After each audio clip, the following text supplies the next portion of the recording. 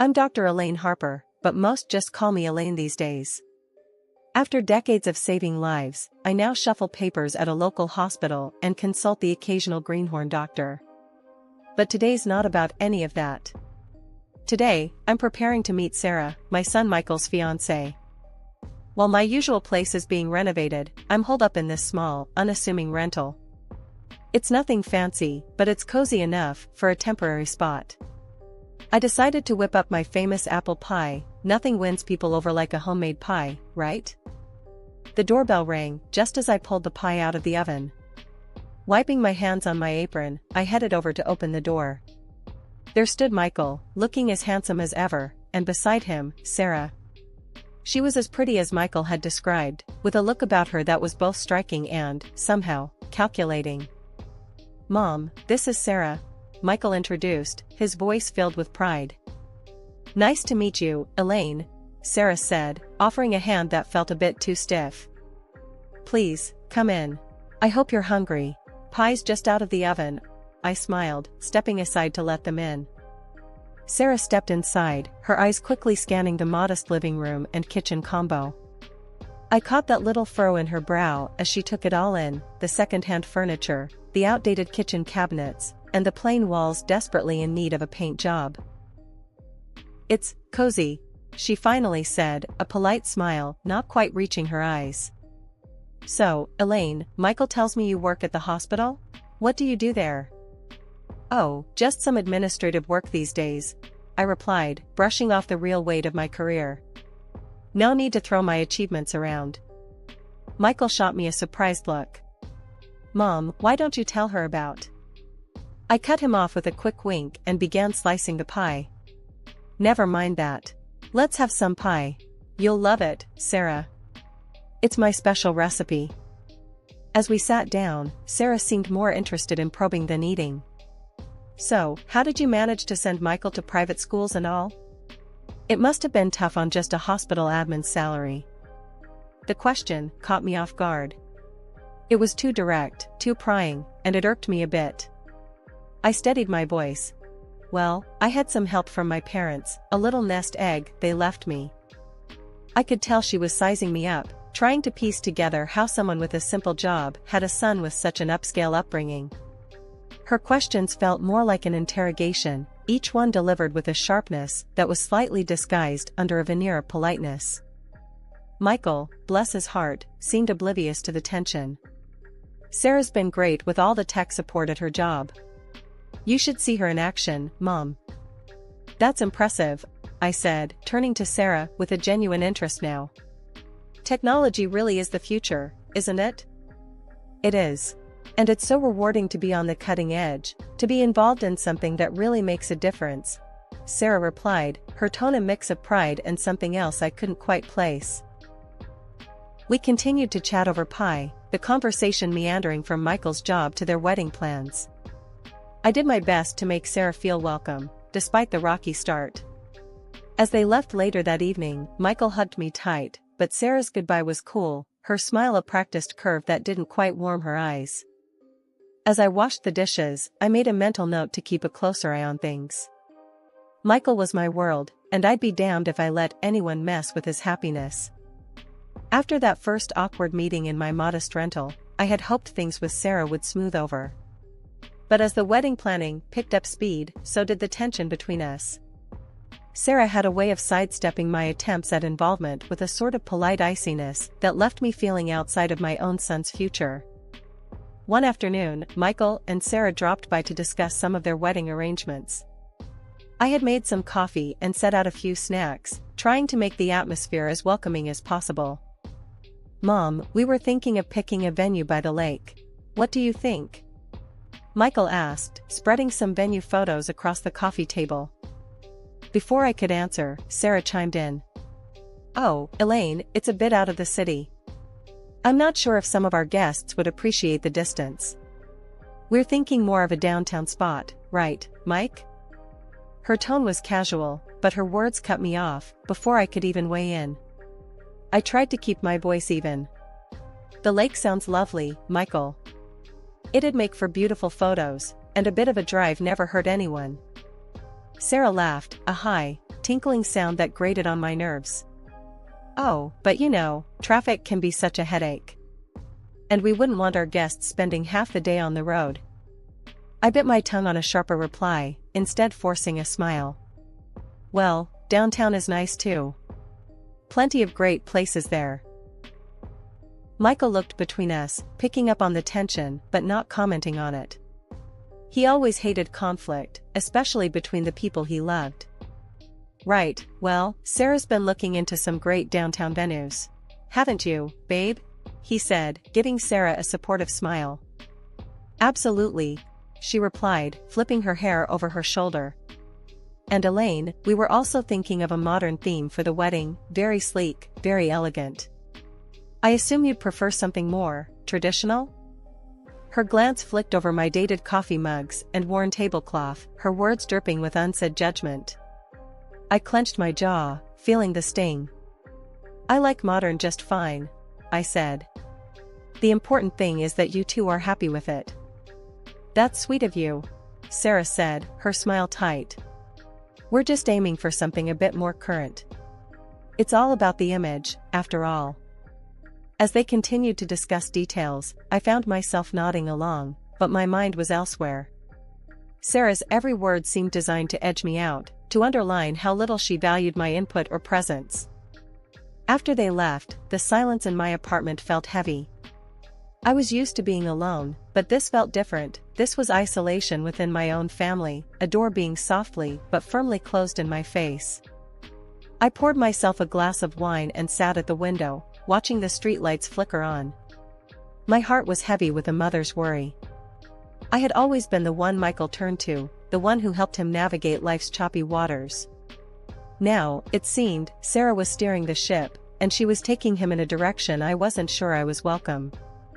Just have to watch and wait, I muttered to myself, taking a sip. But I'm not out of this game yet. Not by a long shot. It was Michael's birthday, and despite the cold chill in our relationship, I wasn't going to miss my only son's celebration. Sarah had taken the reins, organizing everything, and somehow, my invitation got lost in the shuffle. But a mother's place is at her son's side, especially on his birthday, so I went anyway.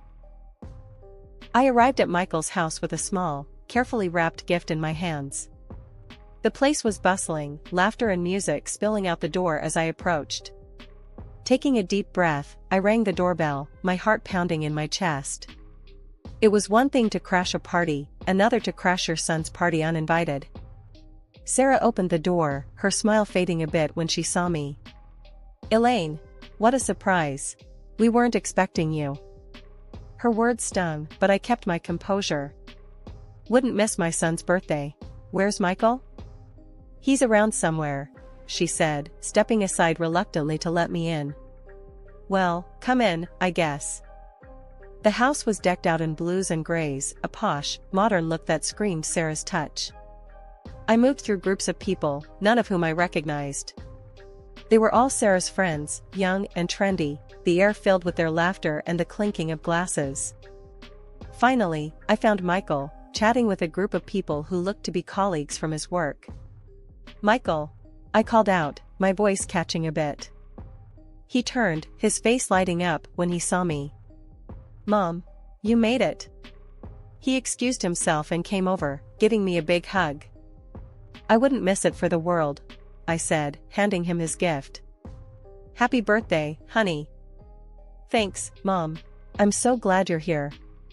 He looked genuinely happy, but there was a hint of confusion in his eyes, as if he was trying to figure out why I'd say such a thing.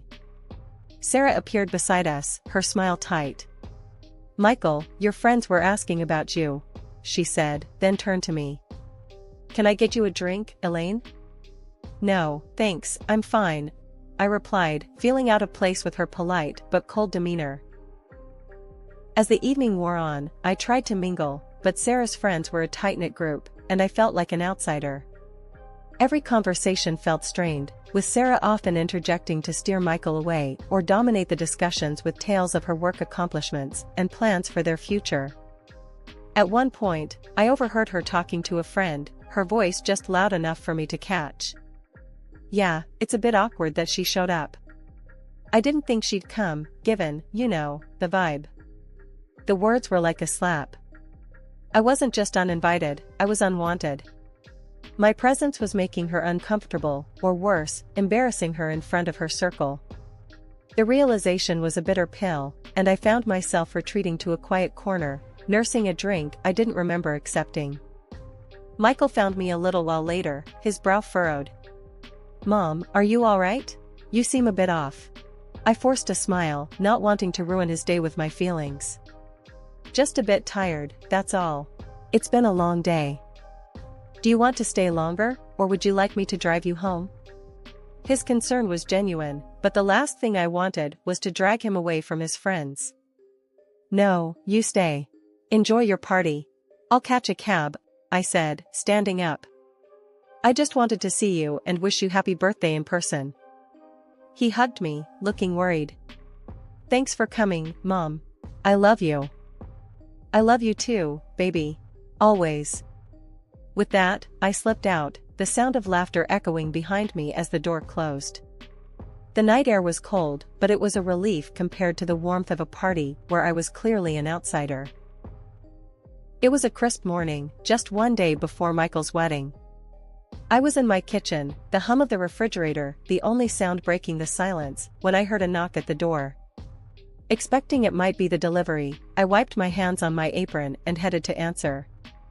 To my surprise, it was Sarah, standing there alone, her face set in a serious expression that didn't bode well. "Sarah, what brings you here this early?" I asked, managing a polite tone. She stepped inside without waiting for an invitation, her eyes scanning the modesty of my rented apartment with thinly veiled disdain. "Elaine, I'll get straight to the point. I'm here to make things easier for everyone. I have a proposal for you." "Oh?" I replied, curiosity piqued, despite the chill settling in my veins. She pulled an envelope from her sleek, oversized purse and held it out to me. "I'm offering you $1,000 to not attend the wedding tomorrow. We think it's for the best." I stared at her, dumbfounded, not from the shock of her audacity, but that she dared think this would be acceptable. "And why would you think I'd accept such an offer?" Sarah's lips twisted in a frown as she responded, "Let's be real, Elaine. Your presence might not mesh well with the kind of event we're planning. With all the important guests coming." My hands clenched at my sides, but I knew I needed to handle this cleverly. "I'm sorry, I think I didn't hear you correctly," I lied, tapping my ear like I often did when I pretended not to hear something inconvenient. "You want to pay me to not attend my own son's wedding because—" With a sigh of annoyance, Sarah repeated louder. "Because, Elaine, you don't exactly fit the scene. You dress and, well, everything about you, it's just not up to par. We have very influential people attending, and we can't have you there, looking like you do." She paused, perhaps expecting some kind of hurt or resignation from me, but I stood firm, my resolve hardening. "Keep going, Sarah. I'm listening. And with this money," she continued, waving the envelope, "you can maybe fix up this place or get something nice to wear some other time. You should be thankful I'm offering this." I nearly laughed at her nerve. She thought this apartment was mine and that I needed her charity to spruce it up. But I kept my expression neutral, nodded, and took the envelope. "All right, Sarah. If that's what you really want." Her relief was palpable as she gave a tight smile. "Good. I'm glad you're being reasonable about this." After she left, I closed the door gently behind her, my hands trembling with a cocktail of anger and adrenaline. I took out my phone and stopped the recording. Her words, clear and unmistakably cruel, had been captured in full. I picked up my phone and dialed Michael, my voice urgent yet clear. "Michael, can you come over right now? It's important. We need to talk about something serious." "Sure, Mom, I'll be there as soon as I can." "Is everything okay?" His voice was filled with concern, and I could tell he sensed the gravity in my tone. "Just come, we'll talk when you get here." When Michael arrived, he looked worried. He barely sat down before I said, "Listen to this," and played the recording of Sarah's proposition. The color drained from his face as he listened, his expression morphing into one of shock and hurt. "Mom, I'm so sorry you had to hear that. I can't believe she'd say those things," he stammered once the recording ended. "The wedding is tomorrow, Michael. What do you want to do?" I asked, my voice soft but firm, needing him to make the next move. He ran his hands through his hair, a sign of his frustration and confusion. "I want to confront her, tell her it's over, and cancel the wedding.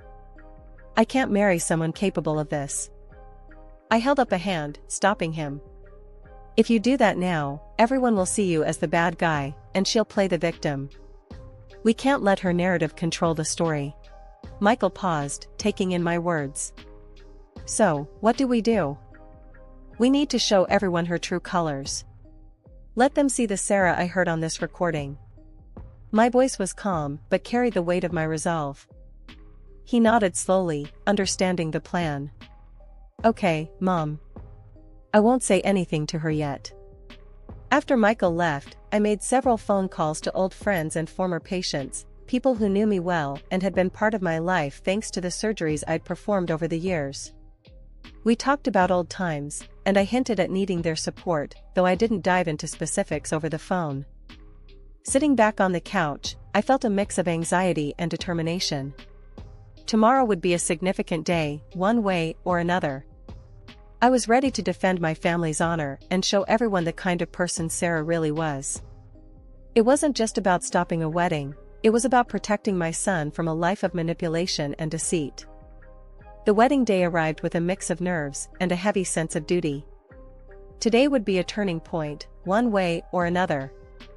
As guests settled into the beautifully decorated hall, whispering excitedly about the day's events, I prepared myself for what was arguably the hardest thing I'd ever had to do. The plan was simple but devastating.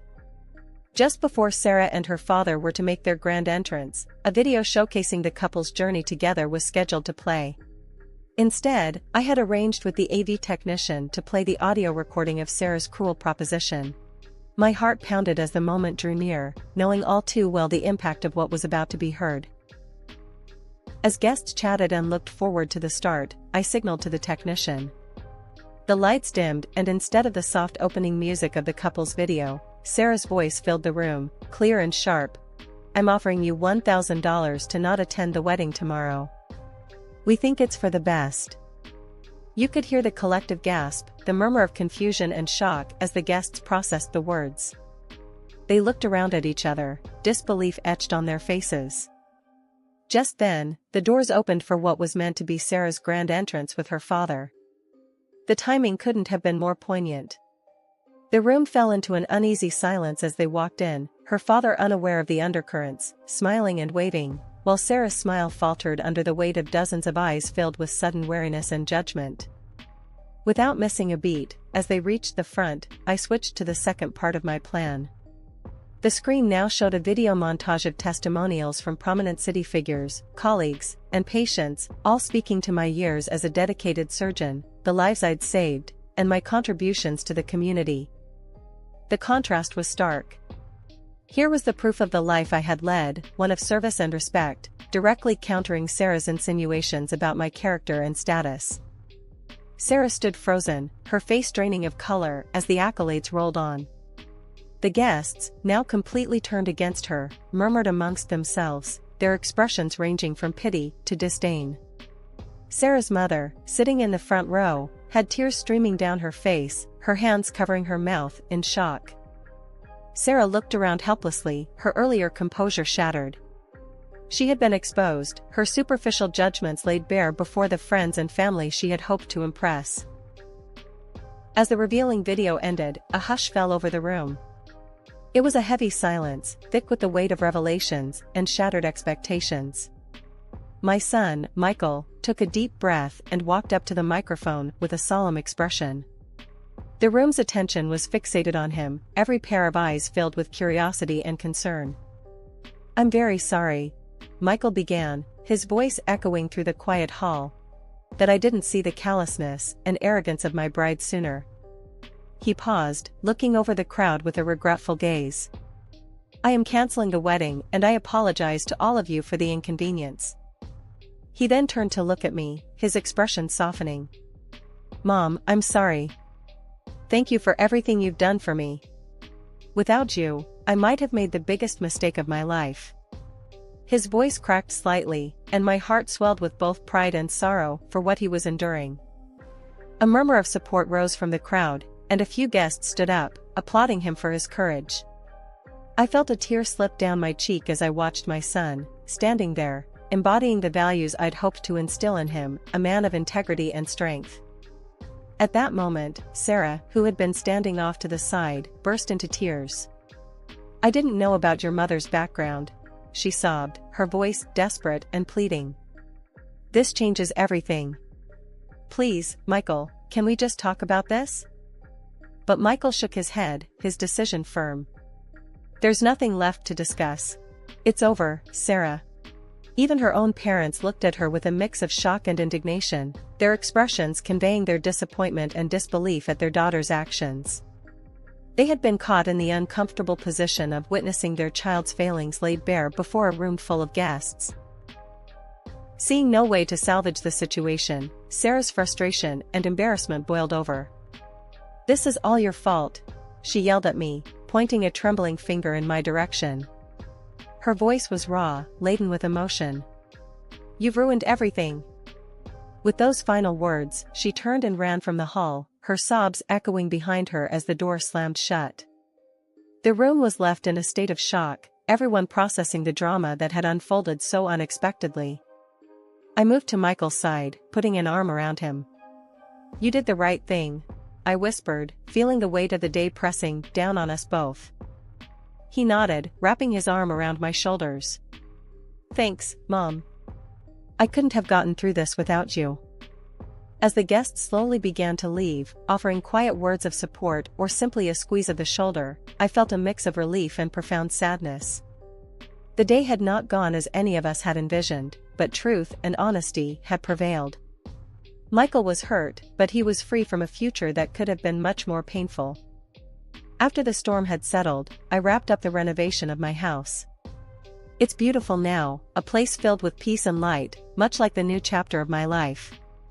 2 years had flown by since that fateful day. Sarah, Michael's ex-fiancée, tried to reach out to me a few times, pleading for reconciliation. But after everything, how could I? I firmly told her no each time. Last I heard, she was fired from her job. Turns out her boss was at the wedding, saw everything, and wasn't too pleased. She moved out of the city afterward, and I don't know where she is now. In the meantime, life moved on in the best ways possible. I retired from my administrative role at the hospital, finally giving myself the break I deserved after years of service. Not long after, Michael met Anna. She's a breath of fresh air, a truly beautiful soul inside and out. They got married last spring, and it was the kind of wedding we'd always dreamed of, full of love, laughter, and genuine happiness.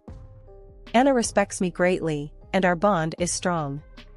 It's a relief and a joy to see Michael so happy and well-matched. Just the other day, over a quiet dinner at my place, Anna mentioned how much she values our relationship. "Elaine, I really admire how you handle everything with such grace. I'm so grateful for how welcoming you've been," she said, her sincerity touching my heart. "I'm just thrilled to have you in the family, dear.